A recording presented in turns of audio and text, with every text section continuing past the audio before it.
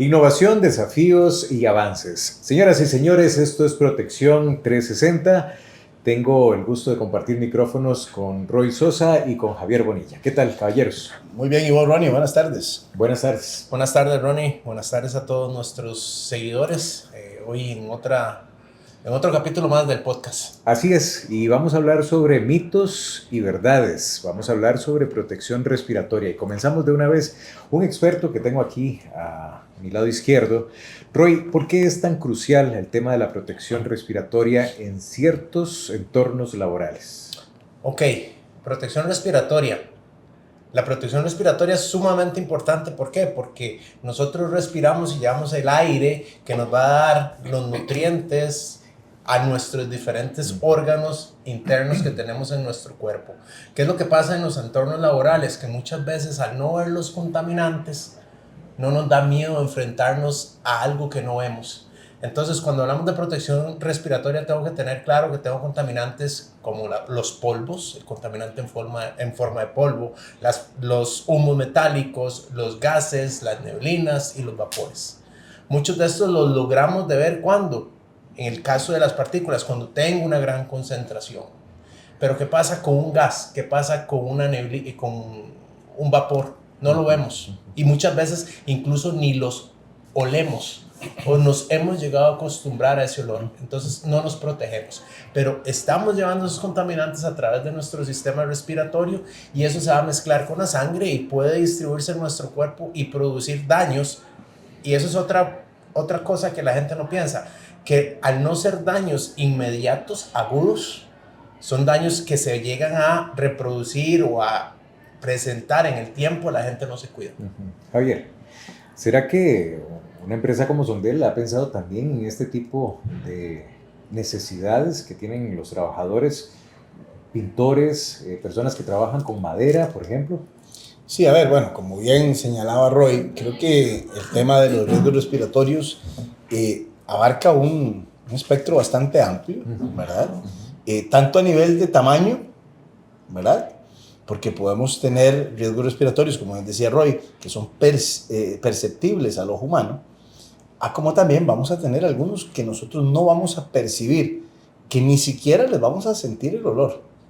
Y yo creo que para muestra un botón y nuestra más traumática y reciente experiencia nos la deja un riesgo respiratorio que probablemente mucha gente no tiene identificado, que es un riesgo biológico, ¿verdad? Estamos hablando de un virus, algo que no percibís, algo que no se mueve por sí solo, pero que se adhiere o viaja en otros elementos, ¿verdad? En este caso, en las gotículas, ¿verdad? De la saliva, y que aunque parecían inofensivas, ¿verdad? Podían entrar a nuestro organismo ¿a través de qué? A través de las vías respiratorias. Entonces, me parece a mí que para Sondel y para cualquier empresa responsable, tanto los que comercializamos EPP como las personas o las empresas que tienen actividades productivas como las que vos señalabas y otras más, hay que tener en cuenta que los riesgos respiratorios son probablemente unos de los que más vamos a encontrar de manera repetitiva después de los riesgos de las manos y los pies en la mayoría de industrias. O sea, siempre vamos a encontrar. Y es uno de los probablemente riesgos donde la gente más resistencia, y Roy que tiene una experiencia vasta y amplia y específica en el tema de protección respiratoria, nos podrá contar de eso, a usar protección para esto. E incluso, ¿verdad? Ponemos resistencia a ciertos requisitos básicos para que la eficiencia de estos equipos sea la que debe ser. Entonces, creo yo que es un tema amplio, vasto, y nos vamos a entretener un rato hoy aquí conversando de esto. Ya te golpeé la mesa. Gracias. Sí. Desmitifiquemos, Roy, aquello de todos los respiradores ofrecen el mismo tipo de protección. Sí, muy buena pregunta. Muchas veces me he topado con casos en asesorías que doy, que cuando tienen una familia de diferentes sustancias químicas, por lo general creen que con un solo cartucho, que se llama un cartucho multigases, puedo absorber esa molécula y puedo proteger a los trabajadores a través de ese medio filtrante. Ahí estoy hablando de medios filtrantes, ahora hablemos de piezas faciales. Tal vez, Roy, te meto, te atravieso, el pick-up. Tal vez sería importante que vos, que tenés todo el conocimiento, partás de explicarle a la audiencia la diferencia entre un respirador y una mascarilla. Porque, Ronnie, se habla indiferentemente de mascarilla y respirador, como si fueran lo mismo, pero no son lo mismo. Y creo que aquí el experto nos puede comentar un poquito del tema antes de ir hasta allá al fondo del abismo rocalloso. Claro, sí. El principal concepto es entender la diferencia entre un respirador y una mascarilla. Por lo general, se prostituyó mucho el término mascarilla a partir del COVID. En pandemia, claro. En pandemia. Todo el mundo decía, me voy a poner una mascarilla, la mascarilla N95. Ya ahí estoy hablando totalmente idiomas diferentes, a pesar de que es español a nivel técnico. Una mascarilla es un elemento que cubre mis vías respiratorias, llámese nariz o llámese boca. Que protege. No protege, la mascarilla no protege. No protege al ser humano, pero sí, más bien voy a parafrasearlo diferente. La mascarilla puede proteger al ser humano si yo estoy con un virus, por ejemplo, si estoy enfermo de COVID. ¿Ok? De la salida hacia allá. De la salida de gotículas de saliva hacia un ser humano o hacia un alimento, porque muchas veces vemos en empresas alimenticias a la gente utilizando mascarillas. Pero vamos a ordenar la idea. La diferencia entre un respirador y una mascarilla es que la mascarilla no tiene un medio filtrante o llámese un medio de captación de contaminantes o de retención o de filtración de contaminantes. Esos medios de captación o de retención de contaminantes pueden ser, cuando hablo de partículas, de fibras de polietileno, fibras de polipropileno o fibras de vidrio incluso, que se entrelazan entre sí y no tienen un orden lógico de dirección. Entonces hay diferentes métodos por los cuales, métodos mecánicos y cargas electrostáticas que uno puede colectar los contaminantes. Eso no lo tiene una mascarilla.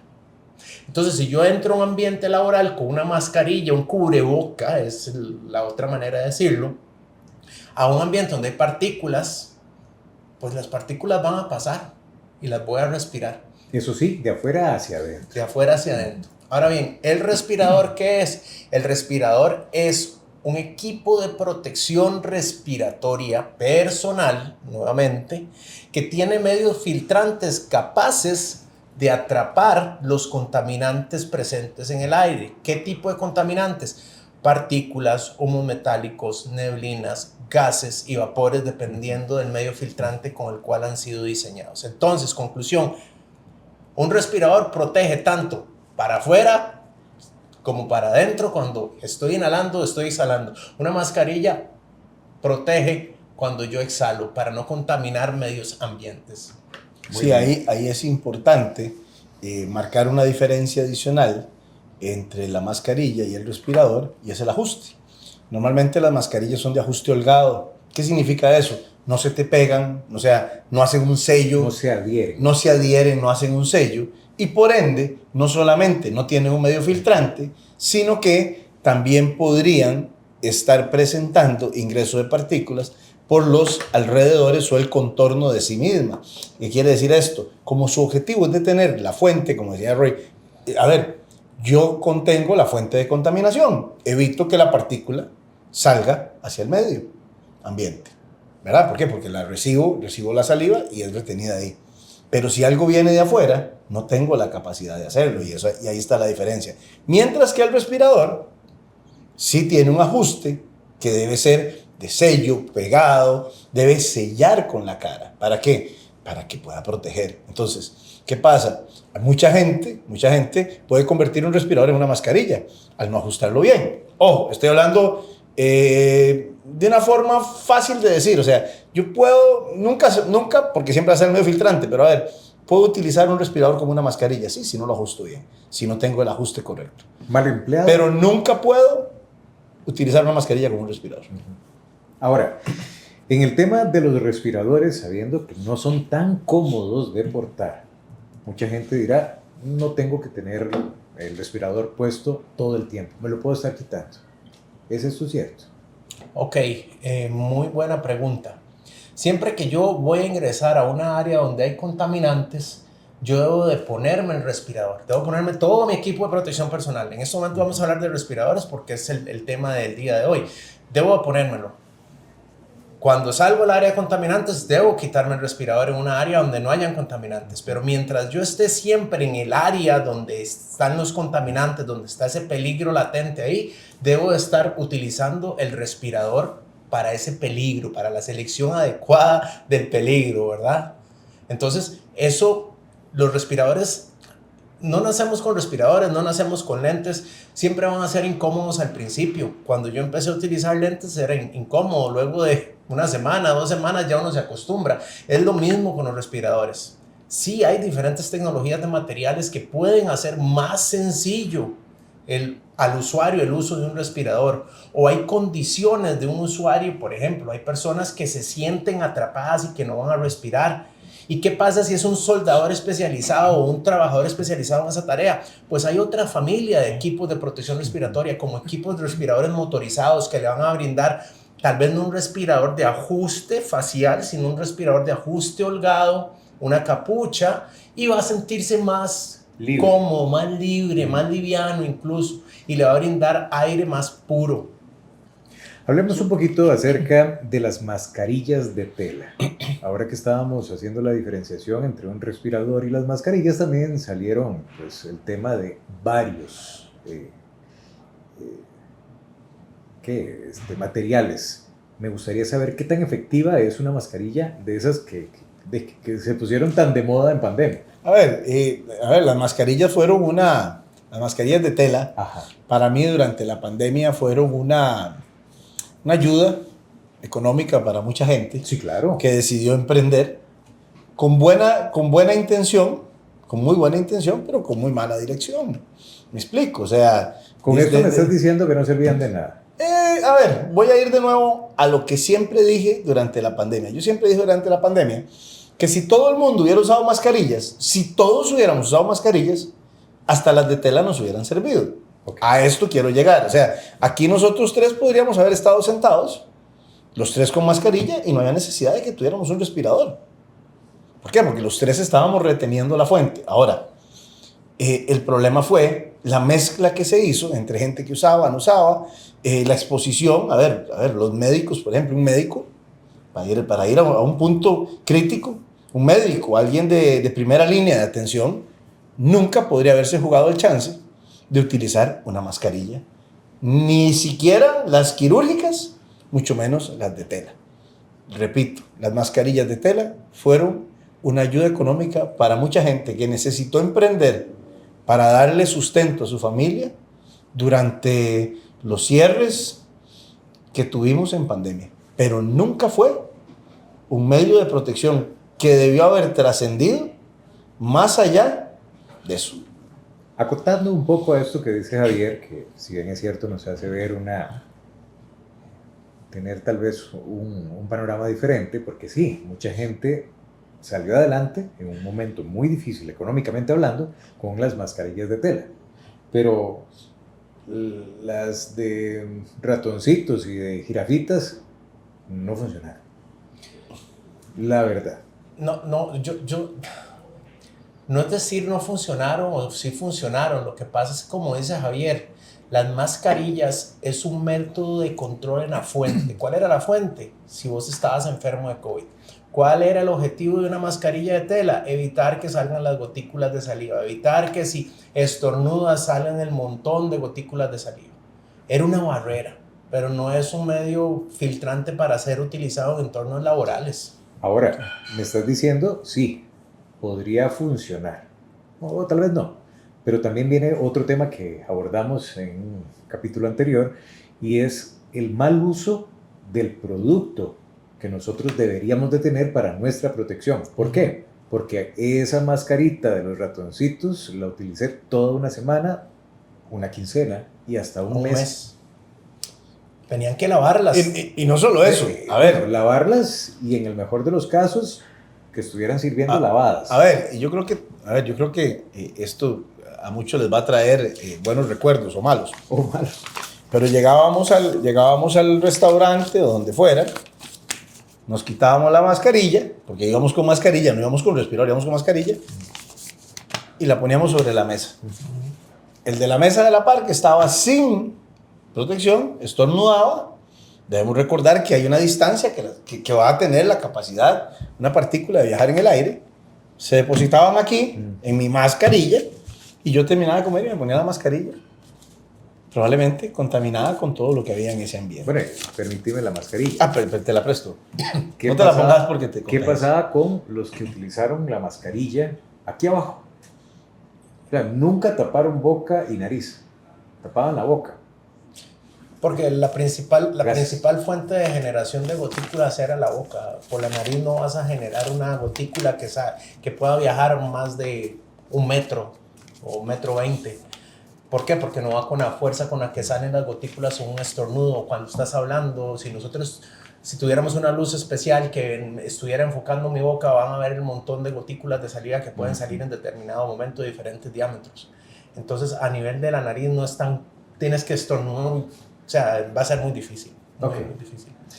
Solo las personas trabajadoras con productos químicos necesitan protección. Solamente ellos.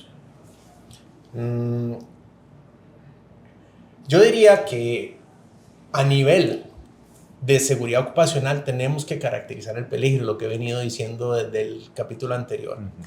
Si nosotros pensamos nada más en productos químicos, se nos va a quedar en la mente que solo productos químicos, pero como lo hemos visto, hay contaminantes biológicos. Antes de la pandemia, ¿a cuántas unidades de cuidados intensivos entrábamos o llegábamos o emergencias, no cuidados intensivos, emergencias, que hay más acceso? Pero ¿cuántas veces hemos llegado a una sala de emergencias y los doctores están utilizando algún respirador? Nadie está utilizando un respirador. Entonces no solo podemos poner un techo a contaminantes químicos, no, hay contaminantes y digamos sustancias químicas. Estoy pensando en toda la familia de contaminantes respiratorios, partículas, humos, gases, neblinas, porque todos son de origen químico. Sí, tenemos que utilizarlo, siempre y cuando, vamos a volver a hablar de caracterización de peligros, siempre y cuando yo esté por encima del límite de exposición permisible, valga la redundancia, que el ser humano puede exponerse a esa sustancia determinada. ¿Qué es esto? Por ejemplo, si nosotros estamos aquí tomando vino y empezamos a ver con cuántas copas de vino me da sueño, pues puede ser que a mí me den con una, a Ronnie le dé con 5, a Javier con 7, entonces sacamos el promedio de eso, de nuestra población, de nosotros, del grupo de control, y podemos decir que en promedio con 3 copas de vino. Pero es nada más una guía a nivel de higiene ocupacional y específicamente a nivel de protección respiratoria. Yo tengo que medir, es sumamente importante medir, lo cual no hacemos en Costa Rica.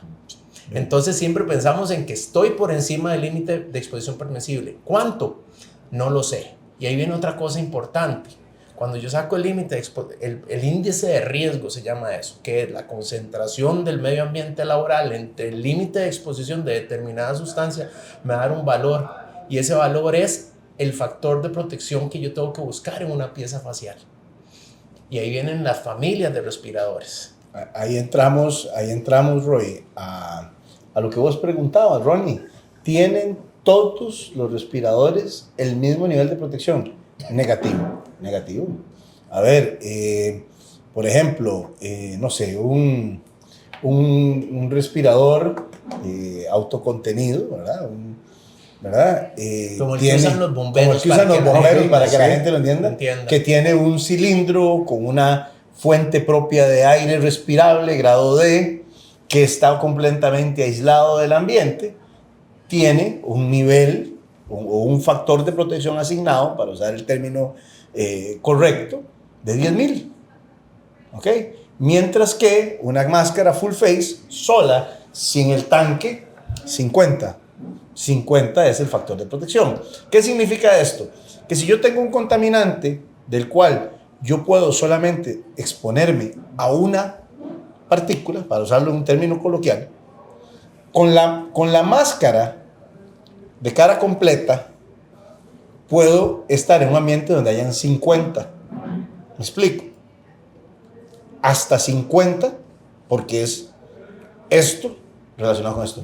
Pero si me pongo el aparato de respiración autónoma o autocontenido, automáticamente paso de 1 a 10.000 partículas.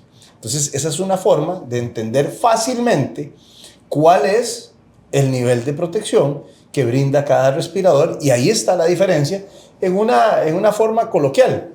Y de ahí, bueno, ¿de dónde sale esto? Bueno, lo hablábamos en un episodio anterior de justamente de que la normativa pide que el equipo sea probado, testeado, para que se le asigne este factor de protección a nivel de un elemento normativo, de una prueba que está normada, que se establece un procedimiento de prueba, y a partir de ahí sale este factor de protección asignado. Para ustedes dos, en protección respiratoria, ¿qué estamos dejando pasar de lado? ¿Cuál es ese problemita que estamos teniendo como sociedad? Empiezo con vos, Roy. A nivel de higiene, me voy a enfocar mucho en la parte de higiene. No estamos haciendo lo que nos dicta la higiene ocupacional. No estamos llevando la teoría que nos enseñan en la U a la práctica. ¿A qué me refiero con esto? En que no caracterizamos de manera completa el peligro. No medimos cuál es la concentración del contaminante que tengo, no veo la parte toxicológica, el daño que le puede producir a un trabajador, esa partícula, esa molécula a la cual se está exponiendo. Entonces, ahí tenemos un vacío muy grande. Entonces, de ahí partimos de muchas veces van personas a vender equipo de protección respiratoria que no tienen el conocimiento, que están iniciándose o que no tienen el conocimiento porque no han querido aprender o no han tenido los medios, y hacen sugerencias no adecuadas. Y la sugerencia no adecuada más común que me he topado yo en la vida, y Javier tal vez me pueda también decir lo mismo, es llegar a donde un cliente que me dice: es que tengo un gas ácido y también tengo una molécula que es ácida, y como no tiene nombre ácido, le dan un cartucho mixto. Le va a servir, sí, le va a servir, pero están botando el dinero. O muchas veces cuando los asesores no conocen un poquito de química, vienen y se asustan y lo único que ofrecen es un cartucho multigases, y tal vez todas las moléculas que tenían eran vapores orgánicos. Entonces estás botando el dinero y la persona se está protegiendo menos. ¿Por qué? Porque es un cartuchito que tiene gránulos de carbón activado, tratados químicamente. Entonces imagínense, se trata químicamente como para 10 diferentes sustancias, cuando realmente un solo tipo de carbón podía haber filtrado la molécula a la cual se expone por mucho más tiempo. Estamos botando la plata. Cuando hay selecciones de mala manera. Por eso yo insto a las personas que se asesoren con personas que tengan experiencia, ya que no tenemos los estudios que me dicen. Otro problema, me he encontrado estudios que no miden de la manera adecuada. El método de análisis no es el adecuado. Sí, ahí a nivel de, como dice Roy, para mí hay dos cosas, vamos a redondearlo en 3. Yo pienso que como sociedad, al día de hoy, no tenemos una cultura de generar programas de protección respiratoria. Al no haber un programa de protección respiratoria en marcha, automáticamente dejas de lado todo lo demás, ¿verdad? O sea, usted llega a una empresa y le dice: mire, disculpe, me llamaron porque usted necesita adquirir respiradores. Lo primero que yo le pregunto es: bueno, ¿me puede dar su programa de protección respiratoria? ¿Me lo puede facilitar? Ese programa debió partir, como dice Roy, de una caracterización del riesgo, de una identificación correcta de los riesgos, de una medición adecuada, porque ya te lo decía yo ahora. A ver, yo tengo que identificar el contaminante, cuántas partículas, o cuántas, bueno, vamos a hablar ahora ya términos un poquito más, cuántas partes por millón o cuántos miligramos por metro cúbico de exposición máxima puedo tener, y a partir de ahí cuántos tengo para determinar con estos dos números cuál va a ser mi factor de protección asignado y seleccionar el respirador que se adecue mejor a mi necesidad. Pero ¿qué pasa? Ni siquiera conozco qué hay, menos sé cuánto hay. Entonces, ¿qué hago? Levanto el dedo, pongo el dedo al viento y digo: si el viento sopla para allá, voy para allá. Entonces, eso es lo que está mal. Y entonces, al no identificar bien el riesgo, pues es lógico que vamos a proteger mal. Y entonces eso lleva a todo lo demás. llegamos a ¿cómo se llama? A soluciones mal aplicadas, personas utilizando respiradores sin ajuste. Al no haber un programa de protección respiratoria, no hay pruebas de ajuste de ningún tipo. Entonces no sé si la gente está usando la talla correcta, si de verdad estamos logrando el objetivo para el cual. Y entonces ahora vos decías, bueno, y es incómodo. Claro que es incómodo. Y si tras de eso no protege, incómodo y sin proteger, pucha, la gente dice, pero... Sí, entonces la gente llega y se pone el respirador y dice, pero yo siento el olor aquí adentro. Esta carajada no sirve. Y se lo ponen arriba. Y la peor parte de todo esto es que a nivel de riesgos respiratorios, en aquellos que el olfato los percibe, hay un término que se llama umbral de olor, que viene siendo, que por cierto, me dejaste aquí ante la audiencia como el más tapiz de los tres, ¿verdad? Yo soy el de las 7 copas de vino, ¿verdad? Qué torta, ¿verdad? Pero bueno, el umbral del olor viene siendo como el umbral del tapiz, ¿verdad? Al principio, con una cerveza te fumás. Con la primera cerveza, tenés que llegar a la casa a anclar. A mí nunca se me olvidará la primera cerveza porque llegué a la casa a anclar. Pero conforme pasa el tiempo, una cerveza no te hace nada. Tienes que tomarte 2 para sentir algo. Entonces, ¿qué pasa con los riesgos respiratorios? Tienen un umbral de olor, aquellos que son perceptibles, hay algunos invisibles, como el monóxido, ¿verdad? Entonces, ¿qué pasa?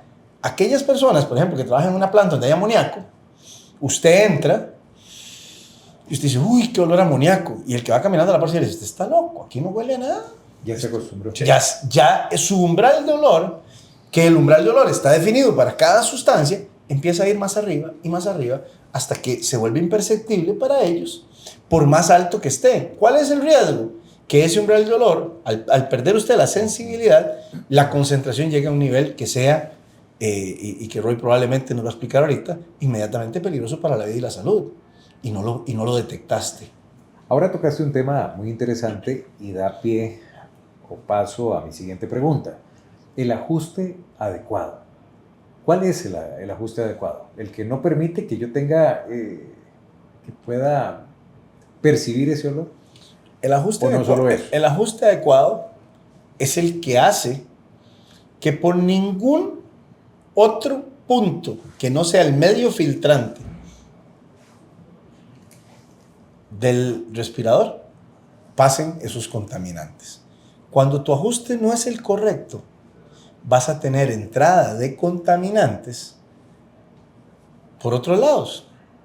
Y, ojo, aquí entramos en juego con discusiones, con discusiones que fueron pesadas. Yo estuve dando una charla a médicos de un hospital durante la época del COVID, y un señor se paró molesto y dijo que iba a ir al sindicato porque le dije que tenía que quitarse la barba.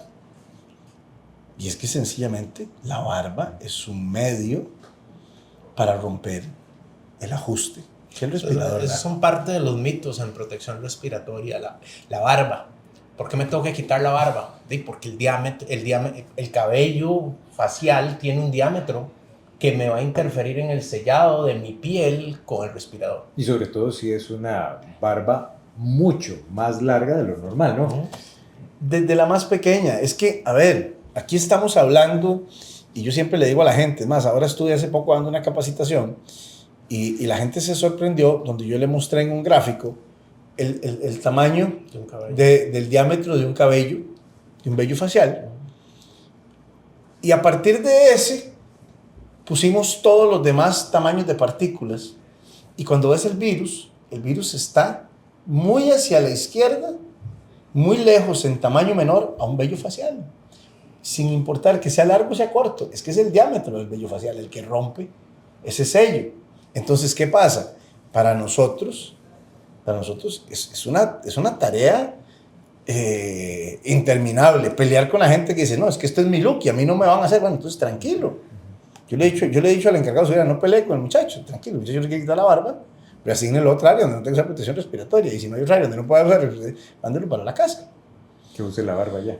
En la casa se puede, yo creo que en el espejo se vería bien la barba, pero en el trabajo no. Hablemos de mantenimiento, porque si bien es cierto, creo que fue Roy el que tocó el punto anteriormente, un lugar donde se deje guardado ese respirador va a tener desde los zapatos, comida, ropa sucia, y todo esto se empieza a impregnar en el respirador, en el filtro, o en la mascarilla, o como quieran llamarlo.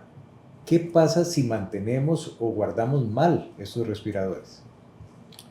Lo que va a pasar es que va a haber una contaminación cruzada. Los cartuchos, por ejemplo, en el caso de los cartuchos que están tratados nada más para moléculas orgánicas, ellos van a empezar a captar la humedad relativa que hay en el ambiente, entonces se van a saturar más rápidamente y no van a ser funcionales. Los materiales pueden volverse chiclosos en ciertos ambientes industriales.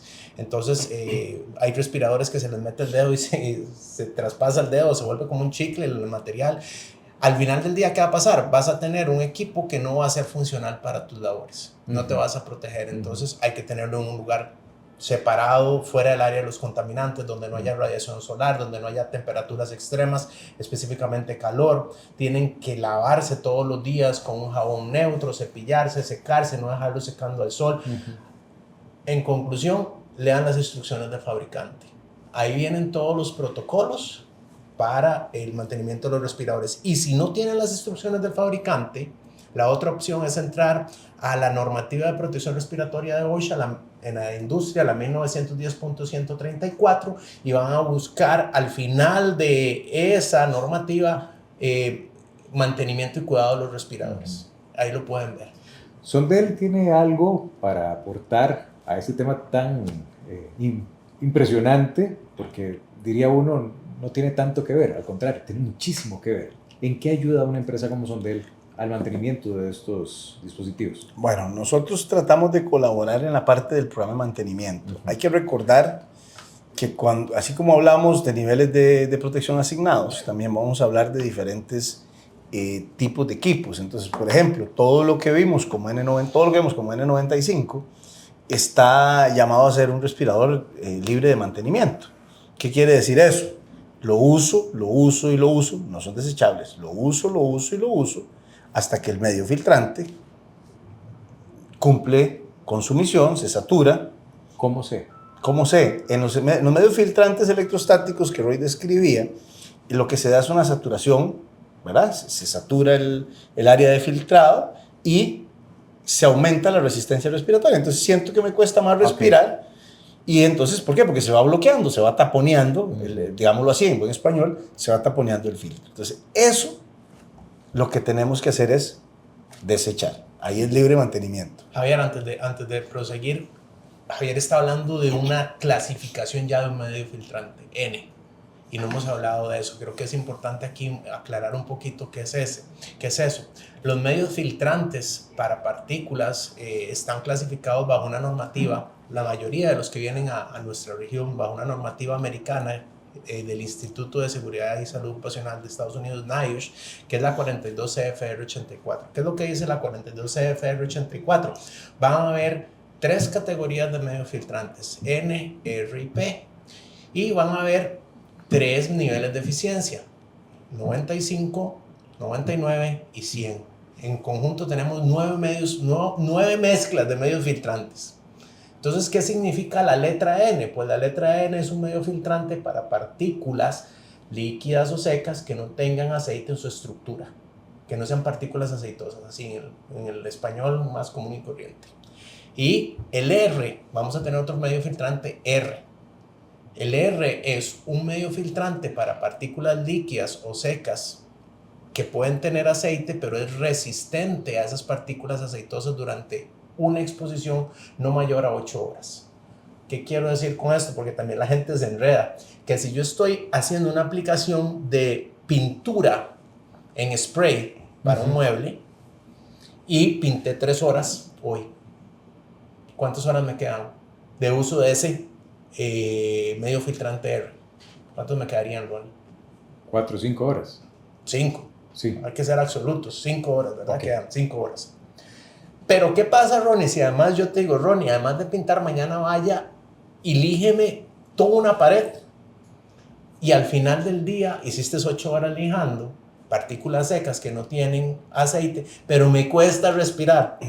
Tengo que cambiarlo, a pesar de que yo no haya cumplido las 8 horas, ¿verdad? Pero resulta que no te va a mandar a lijar ni nada de eso, sino nada más pintar. Entonces vos sabes que hoy hiciste 3 horas, mañana hiciste otras 3, ya llevas 6, te quedan 2 horas para utilizar ese medio filtrante.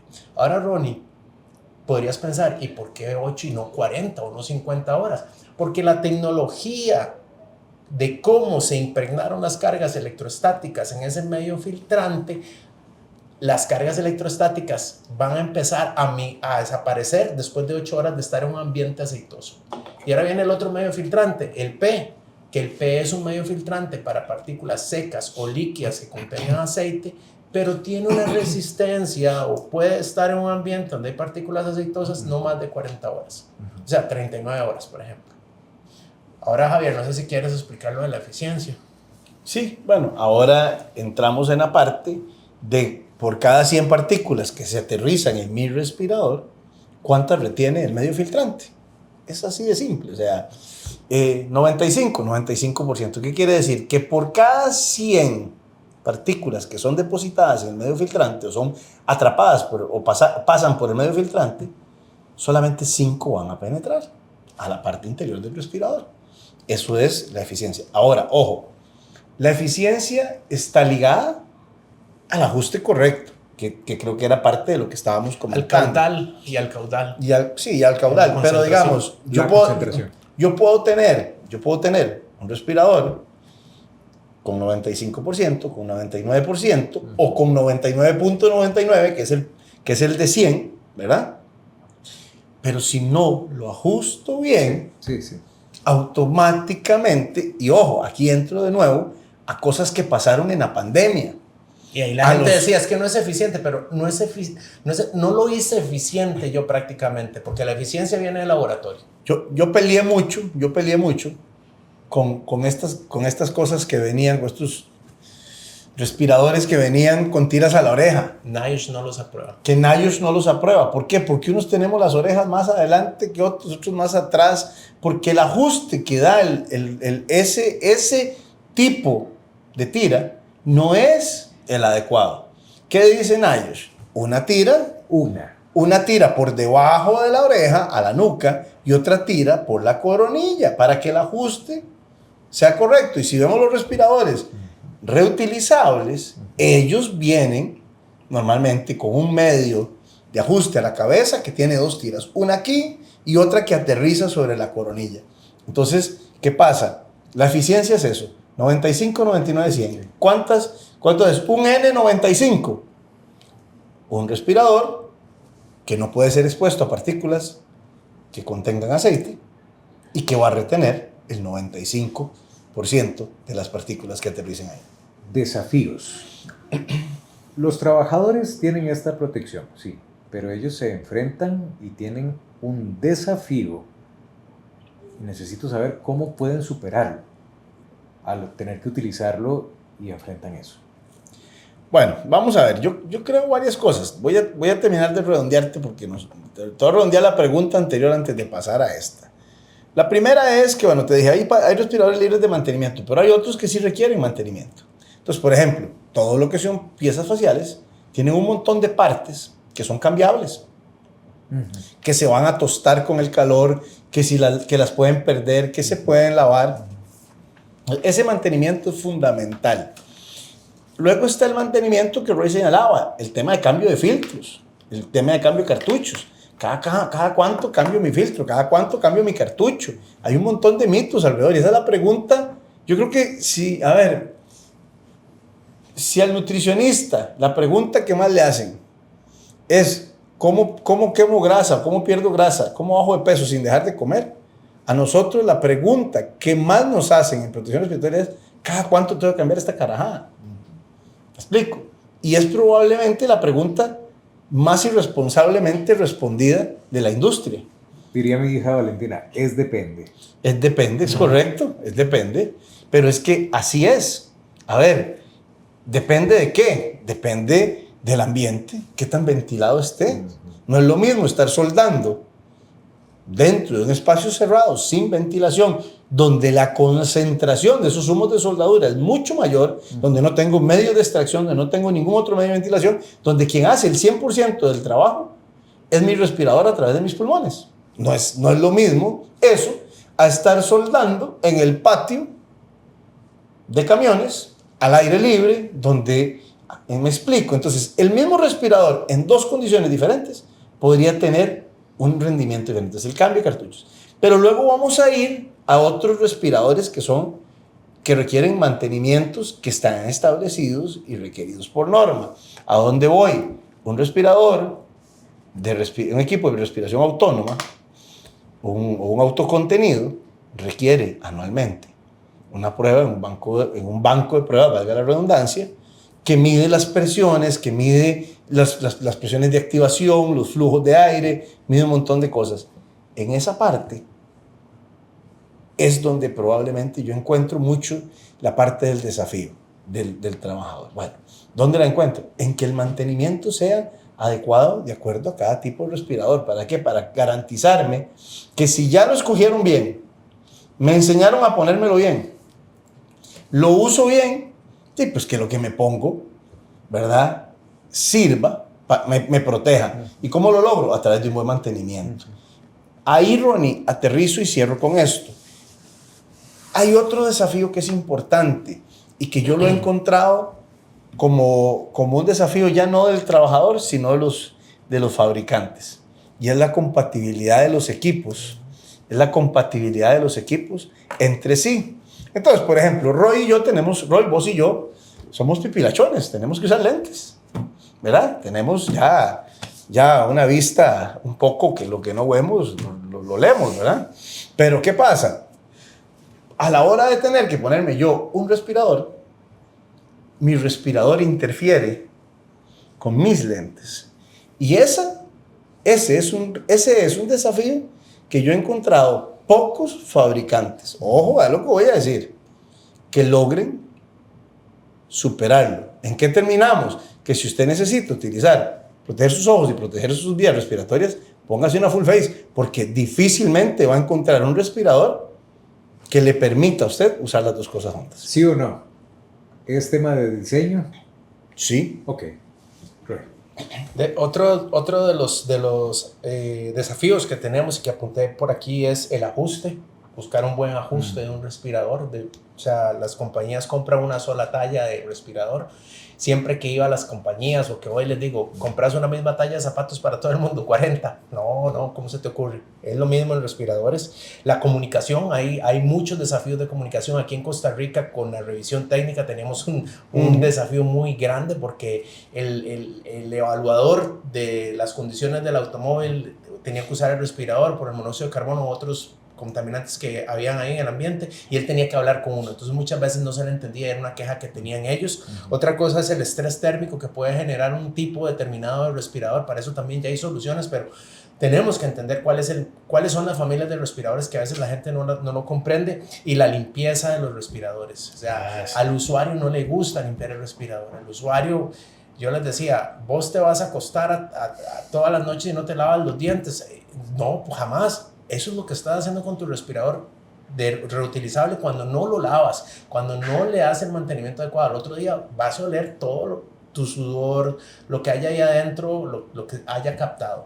Sí, ahí es muy importante también, sumando a los desafíos, tenemos un desafío muy importante y es romper con mitos o con verdades mal vendidas por el mercadeo que hacen tanto fabricantes como distribuidores. Por ejemplo, vamos a ver, tenemos respiradores de partículas con carbón activado. ¿Qué piensa la gente? Carbón activado, vapores orgánicos, gases ácidos, piensan en Superman. Me pongo esto, no me tengo que poner ese... Nada me afecta. O sea, puedo ir a un lugar donde hayan vapores orgánicos, donde haya gas, porque este respirador tiene carbón activado. No. O sea, tenemos que aprender a leer lo que las etiquetas dicen. Es que lo dicen en letras muy pequeñas, dicen, contiene carbón activado para aliviar olores molestos. Pero ¿qué es olores molestos? Defíname Defina olores. Sí, molestos. yo podría compartirles uno en este momento, pero creo que no sería muy grato, ¿verdad? Una flatulencia es un olor molesto. No Sí, necesariamente. vamos a ver, podés estar en eso, pero a ver, vamos a ver, yo quiero llegar ahí, o sea, yo sé que sí, probablemente, pero a ver, hay niveles de concentración de ciertos contaminantes que no alcanzan esos límites permisibles de los que hablaba Roy, ni siquiera alcanzan esos límites permisibles, pero que siempre te va a molestar el estar en esa presencia de ese olor. Entonces, ¿qué pasa? El respirador alivia eso. A ver, voy a usar un ejemplo básico. Vos vas a aplicar Baygon en tu casa. A ver, el Baygon tiene un olor que a todo el mundo le molesta. Tal vez, y dependiendo de dónde y cómo lo apliques, si no estás encerrado en el closet, en la gaveta, ahí con la nariz metida, ¿verdad? Para decir algo fácil, pero estás aplicándolo, ese olor, ese es un nivel de olor molesto.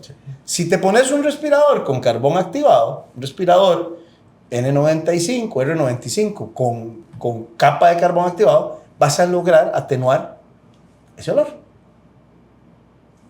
Y el respirador te va a proteger de la neblina del Baygon y te elimina la molestia del olor. Así de fácil.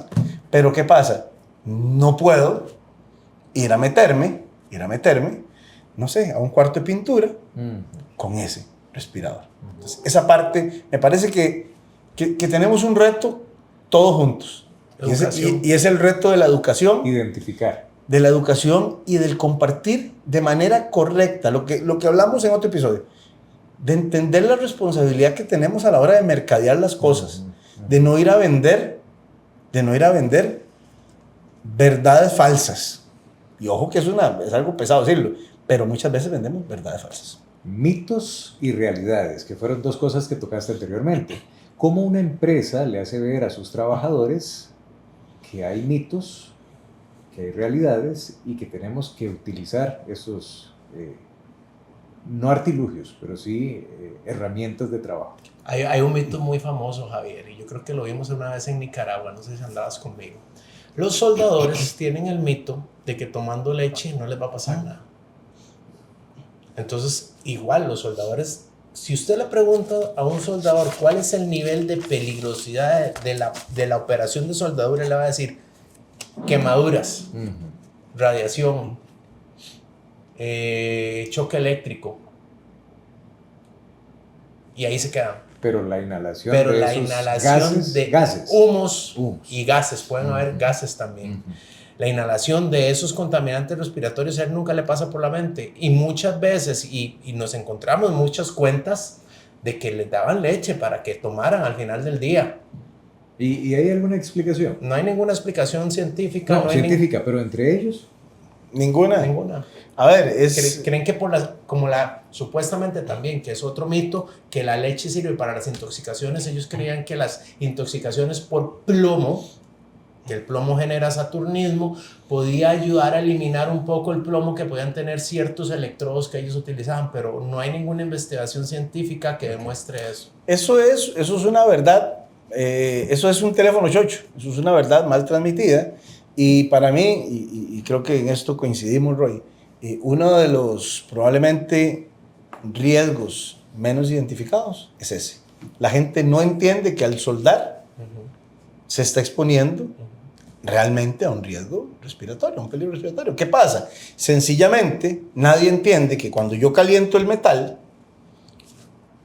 la temperatura lo lleva a convertirse en un humo, pero que cuando ese humo es inhalado, al ser depositado en mis pulmones y enfriarse, lo que con temperatura se convirtió en humo, al enfriarse se vuelve a convertir en pequeños depósitos de metal. Y van a quedar ahí. Y que quedan ahí y que luego con el movimiento del pulmón van a ir creando laceraciones que a la larga se convierten en lo que se conoce como el pulmón de soldador, ¿verdad? Que por ahí en algún momento probablemente tal vez las chicas de mercadeo nos compartan imágenes de todo eso, sí. Porque hay, pero es eso.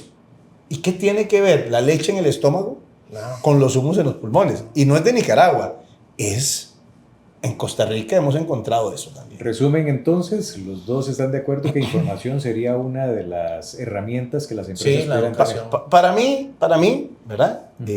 Nuestro tema principal a nivel de riesgos es educación. Es poder enseñarle al trabajador a identificar y conocer los riesgos a los que está expuesto y crear conciencia en él de los efectos que eso tiene en la salud. Y hacerlo ver, y yo siempre digo que nosotros en seguridad deberíamos trabajar con el círculo dorado de Simon Sinek. ¿Por qué? Porque nosotros el qué y el cómo lo conocemos, pero el por qué poca gente lo trabaja. Si nosotros trabajáramos desde el por qué, mucho más fácil sería que la gente adoptara las medidas de protección que le estamos sugiriendo. ¿Y qué pasa? Por ejemplo, nunca se me olvida que una vez, yo no sé si era cierto, ¿no? Y ya después veremos, algún doctor nos comentará, pero yo necesitaba que los trabajadores en una empresa se pusieran los protectores auditivos. Y no querían. Y la reunión era un sindicato, la capacitación era un sindicato. Entonces yo les dije, bueno, vamos a hacer algo. Dentro de los efectos en la salud que tenemos a nivel de protección auditiva, está y de último, les digo yo, impotencia. Les digo, a ver, bueno, ahora sí, ¿a cuántos los esperan hoy en la casa? A todos. Ahora sí, ¿para qué los esperan? Entonces unos dijeron, a mí para llevar la comida, a mí para esto, a mí para lo otro, y como 5 o 6 de 10 dijeron para cumplir. Yo le dije, bueno, si no usan los tapones, ni para eso lo van a esperar. Y a partir de ahí cambió la dinámica de la capacitación. Le dimos un porqué, le dimos una razón. Porque para ellos, ¿verdad? Su macho interno, el llegar a la casa, que me esperen para cumplir, eso era importante. Entonces yo sigo creyendo que si le damos a la gente el porqué, lo educamos, vamos a lograr, Ronnie, romper esa barrera de resistencia que es letal.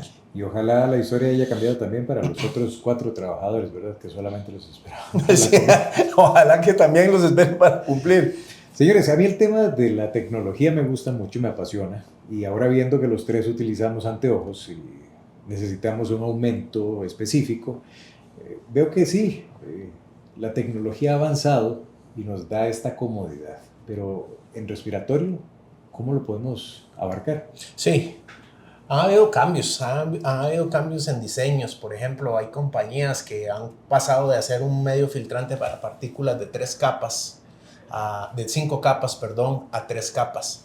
¿En qué redunda eso? En una menor caída de presión a la hora de respirar, mayor confort a la hora de estar respirando. También hay una incorporación de materiales más suaves en las piezas faciales para que sean más amoldable a la superficie facial del trabajador. También se han incluido elementos para amplificar las ondas de la voz y que no te tengas que estar quitando el respirador. Para hablar y ser entendido, para que no te quites el respirador para que te hablen. Válvulas de exhalación de un punto de pivote en la parte superior, no en la parte central. ¿Para qué? Para que se abra más fácilmente como una válvula check, lo cual puede disminuir la temperatura alrededor de 3-4 grados centígrados. También hay equipos motorizados que te brindan pues no un aire acondicionado a nivel de confort térmico, porque el aire es tomado del medio ambiente, pero si nos vamos a otra familia, hay equipos que tienen válvulas que pueden enfriar el aire o calentar el aire. Entonces hay mucha tecnología que se está llevando a la parte respiratoria. Lento, ¿por qué lento? Porque los equipos tienen que someterse a pruebas. Y las pruebas no es que yo como fabricante llego, diseño hoy un equipo. Y vendo mañana. No, hay compañías, conozco casos de compañías donde un modelo de respirador se duraron 10 años en hacer un modelo de respirador y sacarlo al mercado. Tanto desde la parte de diseño, de hacer pruebas, me tocó estar en VOCs de nuevos respiradores y se mandan a probar a industrias con el consentimiento de los clientes. Muchas veces los clientes no quieren hacerlo porque ¿quién me asegura a mí que ese respirador me vaya a proteger o no? Porque está en una fase de prueba. Pero muchas veces los fabricantes requieren de esa facilidad que le brinde un cliente. Entonces la tecnología lo están haciendo, pero va a tomar tiempo para que salga inmediatamente. Como decía Ronnie, no es que diseño hoy y mañana vendo. No, tienen un proceso. ¿Tecnología de parte de ustedes? Sí, bueno, creo que nosotros como tal, lo que somos, hacemos minería de innovación. Un distribuidor tiene que hacer minería de innovación. ¿A qué me refiero con esto? Tenemos que buscar todas aquellas tecnologías disponibles en los mercados que nos permitan traer más y mejores soluciones a nuestros clientes. Entonces creo que Roy hablaba muy claramente a nivel de los respiradores de presión negativa es prácticamente muy poco la evolución. Es más, a nivel de cartuchos, creo que se han hecho esfuerzos por ahí de poner ciertas cosas. Indicadores de fines de vida que al final de cuentas no terminaron en nada positivo ni aportándole nada, entonces fueron descontinuados, ¿verdad? Pero creo que a nivel de lo que es en sí, lo que tiene que ver con presión positiva, eso quiere decir que la presión negativa son aquellos que funcionan con nuestros pulmones, la presión positiva son aquellos motorizados o que tienen una fuente de aire externa que nos llevan el aire hasta nosotros. Esos sí, ahí tenemos, por ejemplo, en PAPR tenemos motores con control crucero, digo yo, que lo que hacen es, mantener el flujo de aire. Hay que recordar que, como hablábamos ahora, el medio filtrante empieza a bloquearse. Cuando eso se bloquea, en mi caso, si yo estuviera respirando, yo tengo que hacer un mayor esfuerzo para jalar ese aire y pasarlo por ese medio filtrante. En el caso de un motor no es diferente. El motor tiene que hacer un mayor esfuerzo. Entonces, ¿qué pasa? Cuando eso pasa, si esa tecnología no está presente, el flujo de aire se disminuye y entonces probablemente yo no tenga suficiente aire o el flujo de aire que requiero para mantenerme bien. Y entonces eso garantiza un flujo de aire mínimo. ¿Qué pasaría con la tecnología y mala información? Nuevos mitos y cómo hacer que la gente, cuando se acerca un nuevo producto o una nueva tecnología, deje crear nuevos mitos. Sí, a ver, yo creo que, de nuevo, yo creo que los mitos, y que me perdonen a mí, los fabricantes y mis competidores, pero vamos a meternos en el mismo saco todos. Cuando hay nueva tecnología, nosotros somos los responsables de crear esos mitos nuevos, de crear esas verdades a medias que no existen. ¿Por qué? Porque con tal de vender malinformamos, ¿verdad? Entonces, ¿qué pasa? Generamos información que en lugar de informar desinforma, que en lugar de hacer más seguro hace menos seguro. Entonces, por ejemplo, pasó con el caso que hablaba Roy de los indicadores de vida. La gente probablemente botaba cartuchos que servían, o muchas veces los seguía utilizando cuando ya no servían, ¿verdad? O lo utilizaba con las sustancias que no venían en la ficha, o los utilizaban con las sustancias que no venían en la ficha técnica que podían funcionar para que se produjera la reacción química en la banda de indicadora. Si no hemos salido de trabajar, no podemos tirarnos para atrás, ¿verdad? Qué lástima que se haya perdido tanto recurso económico por mala información, y vuelvo a caer en el mismo tema que nos ha tenido por acá ya bastantes minutos: información. Sí, a ver, yo sigo diciendo, por ejemplo, vos decías, qué lástima que se bote tanto dinero, y es que para mí, y soy un abanderado y moriré o me pensionaré, espero pensionarme antes de morirme, me retiraré de esta industria diciendo que nuestra misión es crear ahorros sistemáticos a partir del rendimiento de los equipos. ¿Y cómo garantizo yo el rendimiento? A través de una selección adecuada, de pruebas de campo que me indiquen periodos medios de vida para tener parámetros de cambio adecuados y empezar a establecer políticas en nuestros programas de protección respiratoria, de manos, de pies, de cabeza, de lo que usted quiera, de cambio adecuados a eso.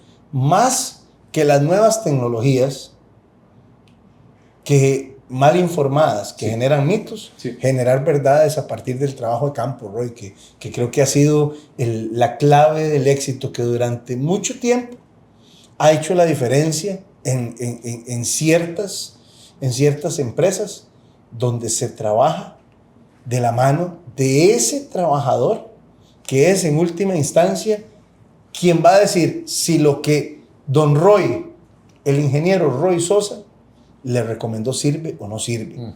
¿Por qué? Porque yo, de nuevo, alguien dirá, es que este carajo es extremista.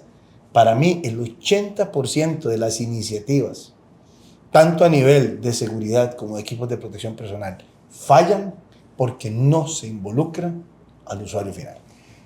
Si en este momento pudieran desmitificar algún tema, y esto es para nuestra audiencia que disfrutó este rato de Protección 360, ¿cuál sería ese tema que ustedes en este momento quitan de la mente de alguien que lo ha tenido por tanto tiempo? Como el tema de los soldadores y la leche.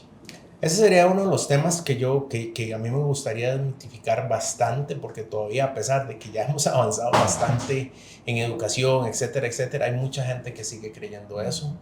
Otro de los temas que hay que desmitificar es, ¿puedo utilizar el respirador con barba?